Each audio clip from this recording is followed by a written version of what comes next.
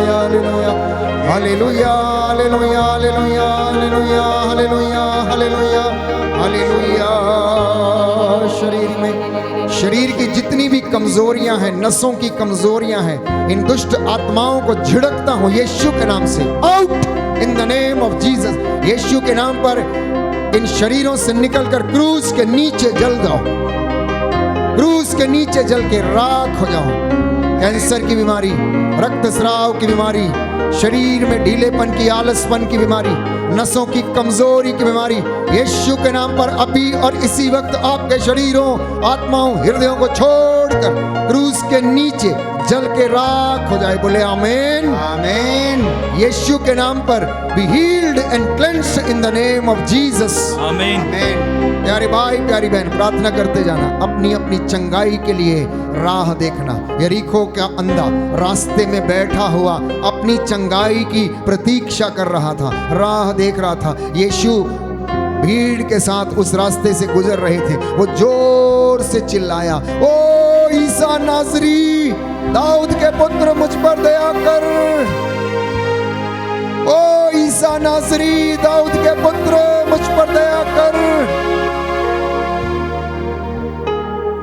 अगर आप उसके जैसे चंगाई पाना चाहते हैं, देखना चाहते हैं, तो चिल्लाना और कहना, आग्रह के साथ प्रार्थना करना, आग्रह के साथ प्रार्थना करना।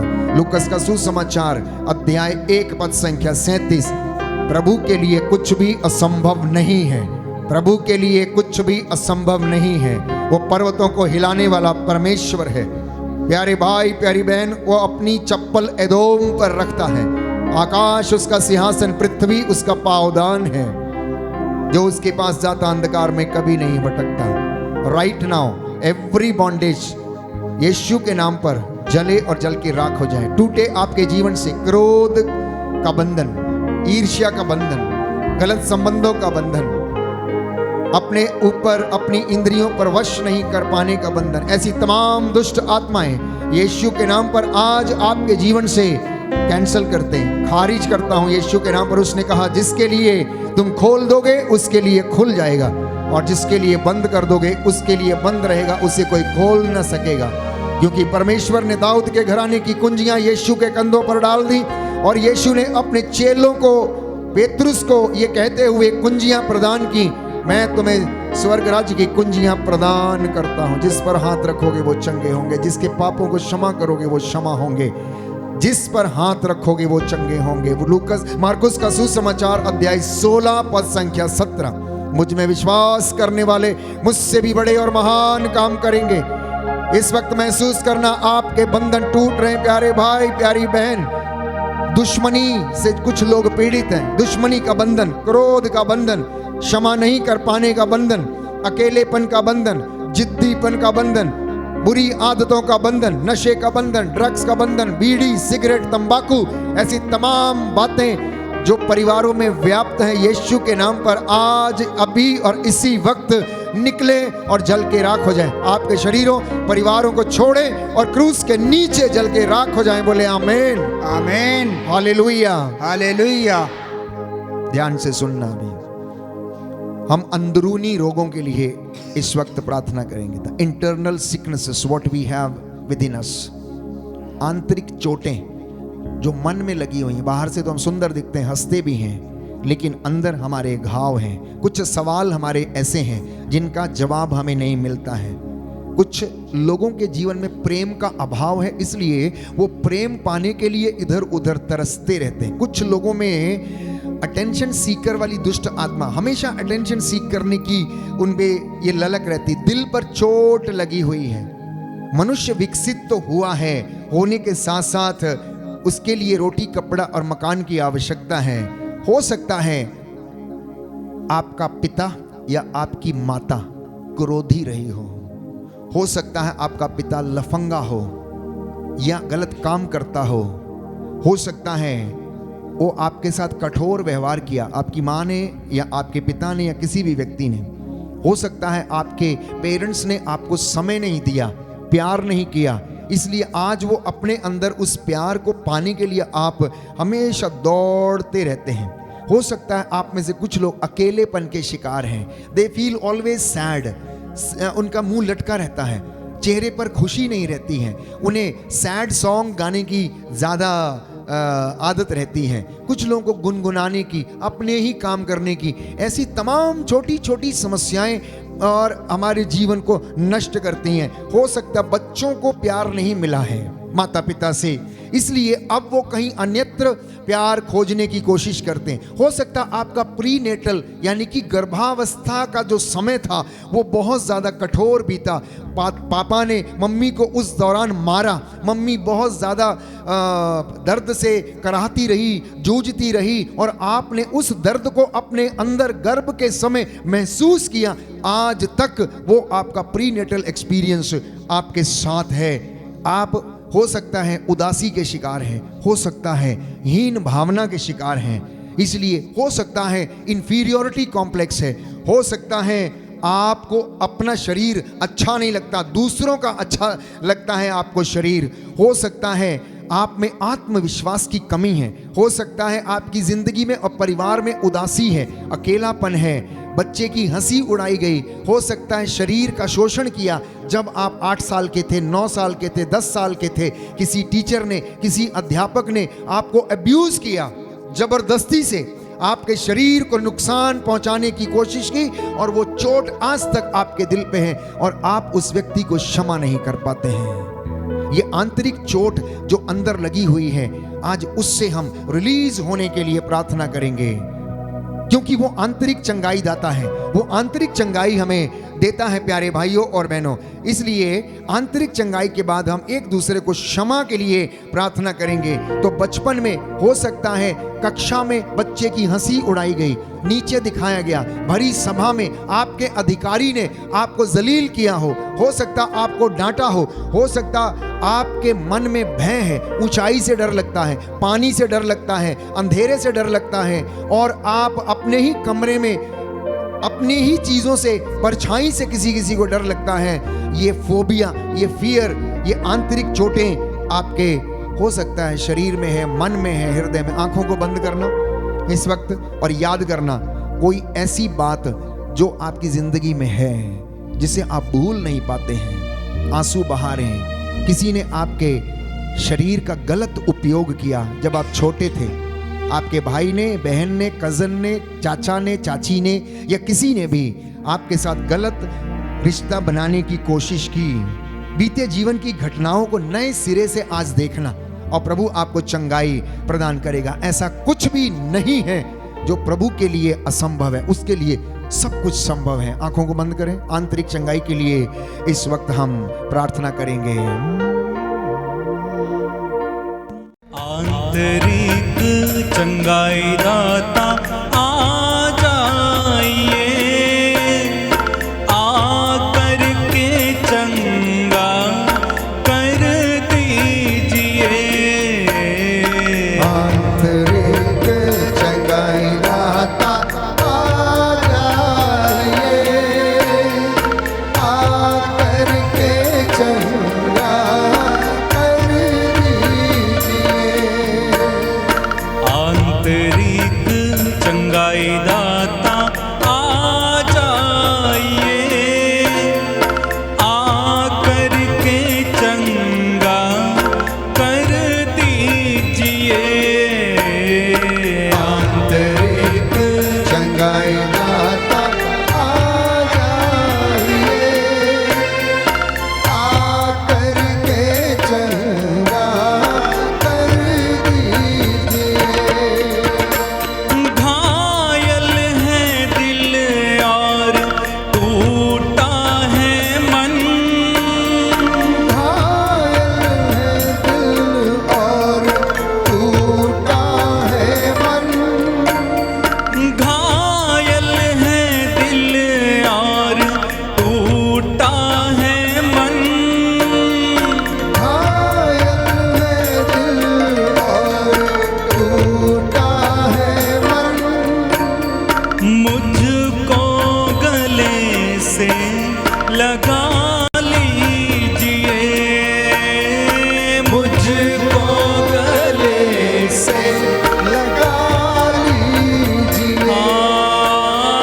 पावन लहू से धो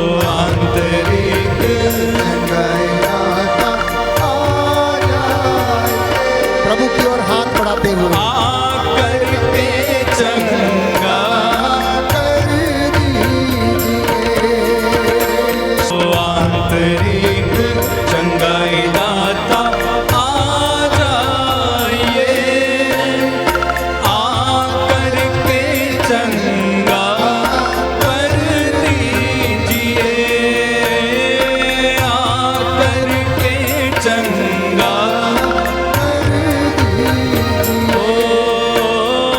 आकर के चंगा कर दीजिए। करके चंगा कर दीजिए। दोनों हाथों को सीने पर लगाएं, आंखें बंद रखें, उन घटनाओं को याद करें जिनसे आपको बहुत दुख मिला है, जिनकी वजह से आप बहुत ज़्यादा आहत हुए हैं, जिनकी वजह से आज आपको लज्जा आती है। जब आप वचन सुनते हैं तो वचन आपको काटता है और आप अनायास ही आंसू बहाने लगते हैं। वो आंसू यूं ही बहते जाने दीजिए। याद रखिए, आत्मा हमारी अस्पष्ट आहों के द्वारा प्रार्थना करता है। Allow the holy spirit to pray for you, allow the holy spirit to pray for you. Let the word of God penetrate your heart and mind and soul. इस वक्त ये वचन आपके हृदयों को छेदे, आपको शुद्ध करे, शरीर के अंग अंग को, नस नस को शुद्ध करे। यीशु के नाम पर हर दर्द, रोग, बीमारी अभी और इसी वक्त आपके शरीर को छोड़े। झिड़कना उस बीमारी को, डांटना यीशु के नाम पर, कहना बाहर जाओ, out in the name of Jesus. मेरे शरीर पर तेरा कोई अधिकार नहीं है। और गलती की है तो माफी मांगना, क्योंकि प्रभु ने कहा जो इस मंदिर को नष्ट करेगा मैं उसे नष्ट कर दूंगा। अपने शरीर की पवित्रता को बनाए रखना, मन, आत्मा, हृदय की पवित्रता को बनाए रखना। ये शरीर प्रभु का है, ये शरीर ईश्वर का मंदिर है, ये शरीर में वो रहता है। हम चुने हुए लोग हैं, पवित्र की गई प्रजा हैं, हमें उसने बुलाया है। प्यारे भाई, प्यारी बहन, मैं देख रहा हूँ आप में से बहुत सारे लोग यूं ही आंसू बहा रहे हैं, यूं ही आंसू बहा रहे हैं। ये पवित्र समय है, आंसू बहने दीजिए। आपके आंसू बहते जाएं, नदी की तरह रुके नहीं। आपकी सुख शांति उमड़ती जाएगी और उषा की तरह आपकी ज्योति चमकेगी। आज ये पवित्र समय है प्यारे भाई और बहनों। इस वक्त विशेष रूप से एक दूसरे को क्षमा करने की धर्म विधि हम संपन्न करेंगे। अब जितने भी लोग यहाँ मेरे सामने हैं, एक दूसरे की तरफ मुंह करके खड़े हो जाएं। फादर हो, सिस्टर हो, लोग धर्मी हो, लुक एट ईच अदर। आमने सामने देखिए। एक व्यक्ति सामने घुटना टेक ले और दूसरा उसके सिर पर हाथ रखें। हम पूरे फैमिली ट्री के लिए, उसके शुद्धिकरण और पवित्रीकरण के लिए इस वक्त प्रार्थना करेंगे। अब जरा सोचिए कि आपके सामने जो व्यक्ति घुटना टेके हुए हैं वो आपसे माफी मांग रहा है। हो सकता है ये आपका पापा हो सकता है आपका टीचर हो सकता है धर्म बहन हो, पुरोहित हो, संत हो या महात्मा, कोई भी व्यक्ति जिसने आपको दुख पहुंचाया, कष्ट पहुंचाया है। हो सकता है आपकी क्लासमेट हो या बचपन में किसी ने आपका शारीरिक शोषण किया हो, जबरदस्ती की हो। आपको ऐसे व्यक्तियों से बड़ी नफरत है, ईर्ष्या है। हो सकता है आपको डर लगता है, हो सकता है कि आपके अधिकारी ने आपको भरी सभा में बेइज्जत किया हो और आपको उसके प्रति बड़ा क्रोध है, गुस्सा है, आप माफ करने में असमर्थ हैं। हो सकता है आपके पेरेंट्स बड़े कठोर थे, हो सकता है उन्होंने आपको समय नहीं दिया है, हो सकता है किसी अनजान व्यक्ति ने आपको गाली दी जिसको आप नहीं जानते थे भीड़ में।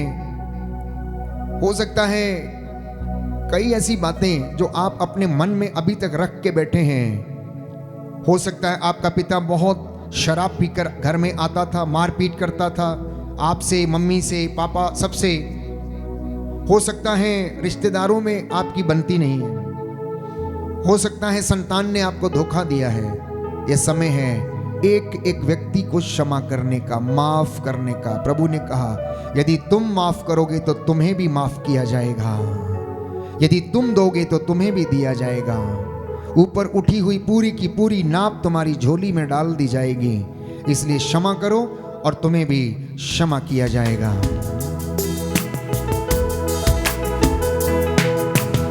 जिसने निंदा की, जिसने चोट दी, यीशु के कारण मैं माफ करता हूँ। जिसने निंदा की, जिसने चोट दी, यीशु के कारण मैं माफ करता हूँ।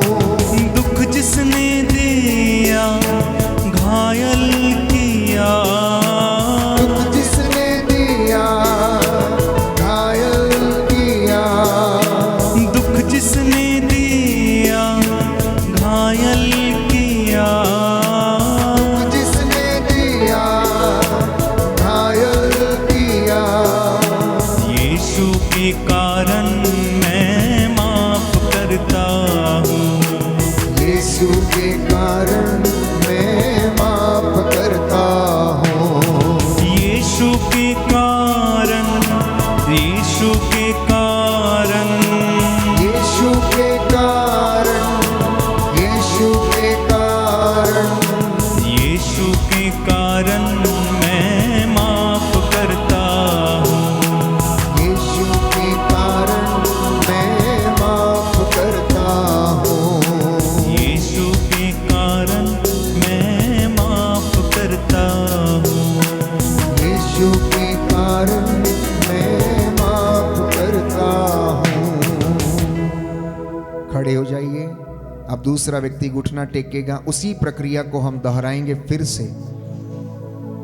घुटना टेक नहीं सकते तो खड़े भी रह सकते हैं, कोई प्रॉब्लम नहीं है। हम उसी प्रक्रिया को दोहराएंगे। प्यारी बहन, याद करो, जिन व्यक्तियों को आपसे शिकायत है, जिन्होंने आपको धोखा दिया, जिन्होंने आपके दिल में चोट मारी, जिन्होंने आपके साथ बेवफाई की है, जिन्होंने आपको लूटना चाहा, जिन्होंने आपको तंग किया, गाली दी, बहुत सारी ऐसी बातें जो आपके दिल में चोट लगी हुई है। आप जब भी उस चोट को याद करते हैं तो आप आग बबूला हो उठते हैं और आप क्षमा नहीं कर पाते हैं।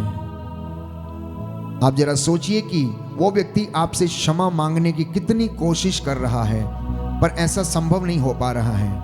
परंतु आज इस धर्म विधि के द्वारा जिसे हम इस वक्त कर रहे हैं, आप याद करना कि वो आपके सामने व्यक्ति है जो आपसे माफी मांग रहा है और कह रहा है, बहन भाई मुझे क्षमा करना, गलती से मैंने पाप किया, अज्ञानता के कारण मैं इस प्रलोभन में पड़ गया, इसलिए मैंने आपको बेइज्जत किया, मुझे क्षमा कर दो, मेरे परिवार को क्षमा कर दो, मुझसे गलती हो गई है। प्यारी बहन, प्यारे भाई, मैं आपके सामने नतमस्तक हूं। यीशु के नाम पर मुझे क्षमा करना, क्षमा करना प्रभु से कहना, क्षमा करना प्रभु से कहना। नाकेदार के जैसे छाती पीट पीट कर उसने कहा, मुझ पापी पर दया कर, मुझ पापी पर दया कर, मुझे क्षमा कर। मेरा साहस नहीं कि मैं तेरी ओर अपनी आंखें उठाऊं। गरीखों के अंधे की तरह कहना, ओ ईसा नाज़री मुझ पर दया कर, प्रभु मुझे क्षमा कर, मैं अयोग्य दास हूं। मैं कितना चाहता हूं कि प्रलोभन में ना गिरूं, पाप ना करूं, फिर भी मैं गिर जाता हूं, मुझे उठा लीजिए। और परमेश्वर इस वक्त कह रहा, आओ हम एक साथ बैठकर विचार करें, आओ हम एक साथ बैठकर विचार करें। तुम्हारी गलतियां, कमजोरियां, पाप सिंदूर की तरह लाल क्यों ना हो, किरमिच की तरह मटमैले क्यों ना हो, मैं उन्हें हिम के समान श्वेत कर दूंगा। प्यारी बहन, प्यारे भाई, जिनसे आपको शिकायत है, सोचना कि वो आपसे माफी मांग रहे हैं। ये रिश्ता बहुत प्यारा है, इसको तोड़ना नहीं। प्रभु के साथ उस रिश्ते में बने रहना, प्रार्थना करना और क्षमा करना।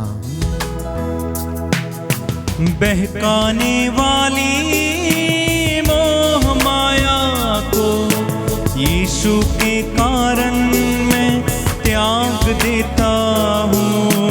बहकाने वाली मोह माया को यीशु के कारण मैं त्याग देता हूँ। ये रिश्ता है प्यारा, ये रिश्ता है न्यारा, ये रिश्ता है प्यारा, ये रिश्ता है न्यारा, ये रिश्ता है प्यारा,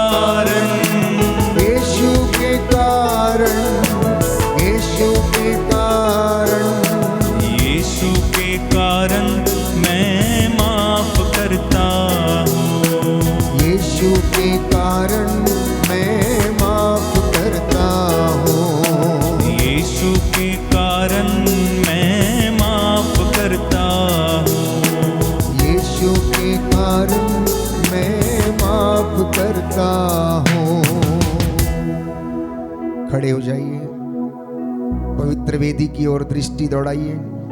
यह पवित्र समय है, प्रभु ने आपको क्षमा किया है। यदि आपने अपने भाई या बहन को क्षमा किया है, मैं अपने पुरोहित भाइयों को यहाँ आमंत्रित करता हूँ कि वे आएं। आप लोग दोनों हाथों को जोड़ना, सिरों को झुकाना, वो मेरे साथ मिलकर दाहिना हाथ आपके ऊपर बढ़ाकर इस वक्त आपके लिए प्रार्थना करेंगे और प्रभु आपको आशीष दे। जो भी आपने आज वादा किया है प्रभु से, बाहर जाके उसको एग्जीक्यूट करना, चरितार्थ करना प्यारे भाई और बहनों। Hallelujah, hallelujah, hallelujah, hallelujah. प्रियजनों, there is power in forgiveness. There is power in forgiveness. And if you want inner healing, you need to forgive. You need to remember. You need to wash out the old memories. इसलिए हमें पुराने जीवन को पीछे छोड़ना, पिछली बातों को भुलाना, ताकि परमेश्वर आपकी और मेरी जिंदगी में नया काम करे और वो नए सिरे से करे। इसलिए मैं और मेरे पुरोहित भाई दाहिना हाथ बढ़ाकर आपके लिए प्रार्थना करने जा रहे हैं। दया करने वाले, चंगा करने वाले यीशु राजा, तेरे पाक पवित्र सामर्थी लहू से इन बच्चों को प्रभु अभिषेक कर दे। इनकी शरीर की नसों में तेरा पवित्र लहू दौड़ने दे। रूपा का मसा और ताजा अभिषेक इन पर उतरे। हम तेरे दास मूसा के जैसे हाथों को उठाकर मध्यस्थता करते और इनके लिए प्रार्थना करते हैं। इनके जीवन में जो कमी घटी है प्रभु आप जानते हैं, उसे पूरा कीजिए। तेरे पवित्र सामर्थी वचनों के द्वारा इनका उद्धार कर। यदि तू हमें स्वस्थ करेगा तो हम स्वस्थ हो जाएंगे, यदि तू चंगा करेगा तो हम चंगे हो जाएंगे। अब बहुत हुआ, अब हमारी परीक्षा ना ले। शरीर की सूखी नसों और सूखी हड्डियों में तेरा बल आ जाए, तेरा पवित्र लहू बहने दे। तेरी ये बेटियां जो सेविकाएं बनने जा रही हैं, तेरी सेवा करने के लिए तत्पर हैं। और ये दंपति जो यहाँ पर मौजूद हैं, नौजवान बेटे और बेटियां, हे प्रभु इन्हें क्षमा करने की कृपा कर। Hallelujah, hallelujah, hallelujah, hallelujah. तेरे पाक पवित्र सामर्थी लहू से बदरूहों के लश्करों को तंत्र मंत्र, जादू टोना, ओझा ओझाई, ऐसी तमाम बातें, काला जादू यीशु के नाम पर काटते हैं, कैंसिल करते हैं। तेरे इन बच्चों के जीवन से इन पर दया करने की कृपा कर। इनके आटा गूंदने की परात को आशीष दे। इनकी भेड़ बकरियों के बच्चों को आशीष दे। इनके नाती पोतों को आशीष दे। इनकी बुलाहट में तेरा ताजा अभिषेक उतरे। इनकी संस्थाओं को ब्लेस कर, हमारी पल्लियों को ब्लेस कर, लोक धर्मियों को ब्लेस कर, सभी धर्म पुरोहितों को और धर्म बहनों को, धर्माध्यक्षों को और हमारे जितने भी धर्माधिकारी आशीष प्रदान कर। बीते दिनों में तूने हमारी अगुवाई की और एक पाप श्राप बंधनों से हमें आजाद किया। अब तू हमें कौटुंबिक व्यभिचारों से माफ करने की कृपा कर। Hallelujah, hallelujah, hallelujah. भ्रूण हत्या के पाप से, तेरे अभिषिक्तों की निंदा के पाप से प्रभु इन बच्चों को क्षमा कर दे। और प्रभु जो कौटुंबिक व्यभिचार हुए, जिनके श्राप इनके जीवन में है, आज तेरे पवित्र सामर्थी नाम से कैंसिल करते हैं। तू दयावान है, दया कर आ जाए, ये मेरा विश्वास है। मैं तुझ पर आस रखता हूँ, तू मेरी प्रार्थना को सुनता और कबूल करता है। हम विश्वास करते जो हमने मांगा है वो हमें मिल गया है। अब तू अपने इन बच्चों की प्रार्थना और मन्नतों को पूरा करने की कृपा कर। हमारी ये प्रार्थना सुन ले, हमारे उद्धार करता यीशु प्रभु के द्वारा।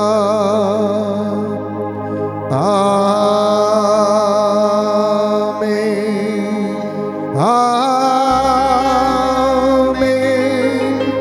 आमीन।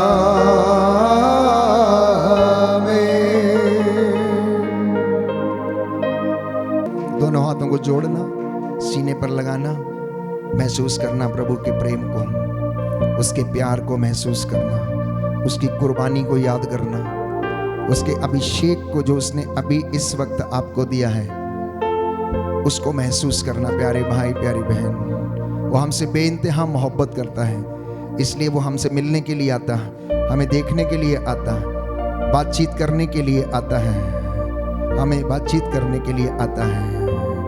यस प्यारे भाई, प्यारी बहन, ये पवित्र क्षण है। ऐसे मौके बार बार नहीं आते हैं जब प्रभु यीशु हमसे स्वयं मिलने के लिए, हमें चंगा करने के लिए तैयार रहता है। सबको उसने चंगाई दिया, किसी को आंसुओं के द्वारा तो किसी को शरीर में कंपन के द्वारा।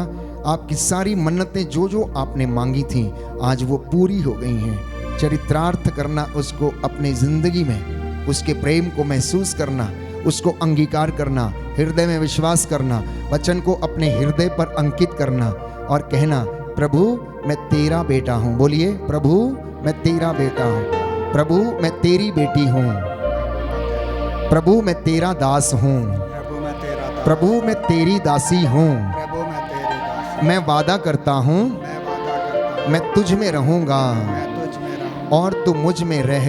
और तू मुझ में रह। Hallelujah, hallelujah, hallelujah. हालेलुया। हे प्रभु यीशु, हे प्रभु यीशु, मैं निरंतर तेरा धन्यवाद करूँगा। मैं निरंतर तेरा धन्यवाद करूंगा। मेरी आत्मा निरंतर तेरा गुणगान करेगी। मेरी आत्मा निरंतर तेरा hallelujah, hallelujah, hallelujah, hallelujah, hallelujah, hallelujah, hallelujah, hallelujah. Hallelujah. दोनों हाथों को सीने पर लगाना, आंखें बंद रखना। बस इस वक्त महसूस करना कि कुछ आपकी जिंदगी में हुआ अभी और इसी वक्त जब प्रभु ने आपको छुआ है। कुछ हुआ मुझे अभी अभी यहाँ, जब यीशु ने मुझको छुआ। कुछ हुआ मुझे अभी अभी यहाँ, जब यीशु ने मुझको छुआ। कुछ हुआ मुझे अभी अभी यहाँ, जब यीशु ने मुझको छुआ। दाहिना हाथ उठाकर, कुछ हुआ मुझे अभी अभी यहाँ, जब यीशु ने मुझको छुआ। एसिडिटी की दुष्ट आत्मा जा रही है अभी और इसी वक्त। प्यारी बहन, विश्वास कर, तू चंगी हो गई है। एसिडिटी से परेशान है, तू चंगी हो गई है। कुछ हो रहा है हर एक व्यक्ति की जिंदगी में। कुछ हुआ मुझे अभी अभी यहाँ, जब यीशु ने मुझको छुआ। कुछ हुआ मुझे अभी अभी यहाँ, जब यीशु ने मुझको छुआ। दोनों हाथ सीने पर लगाएं। छुआ छुआ छुआ छुआ, यीशु ने मुझको छुआ। कुछ हुआ मुझे अभी अभी यहाँ, जब यीशु ने मुझको छुआ। कुछ हुआ मुझे अभी अभी यहाँ,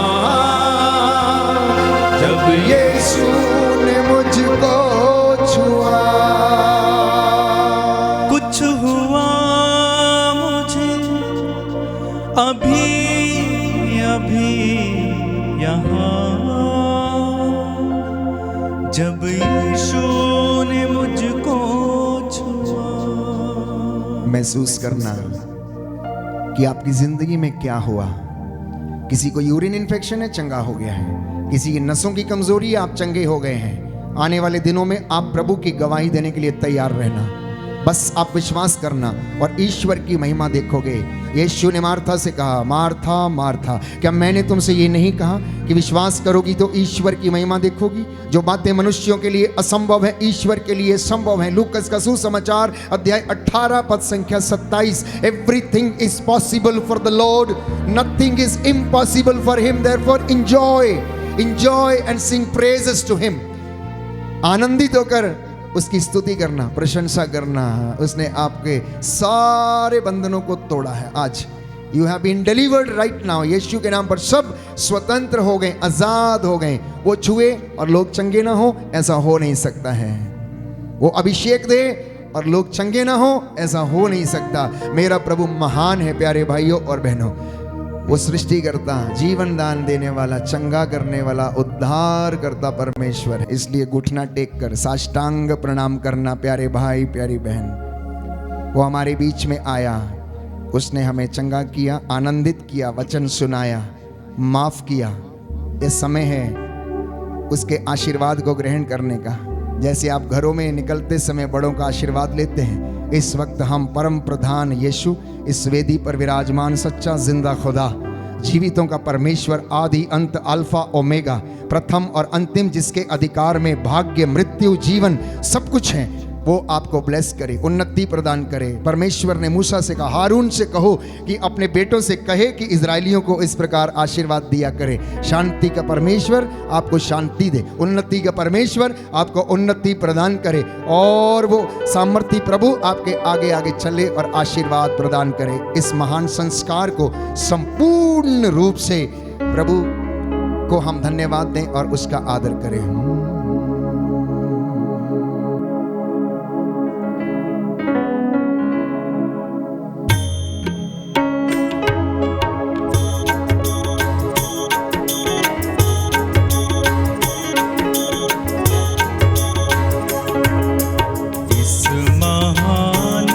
संस्कार को दंडवत बारंबार हो, इस महान संस्कार को बीती विधि का उतार हो, नवरीति का विस्तार हो, देख न पाती से दर्शाता विश्वास उसे,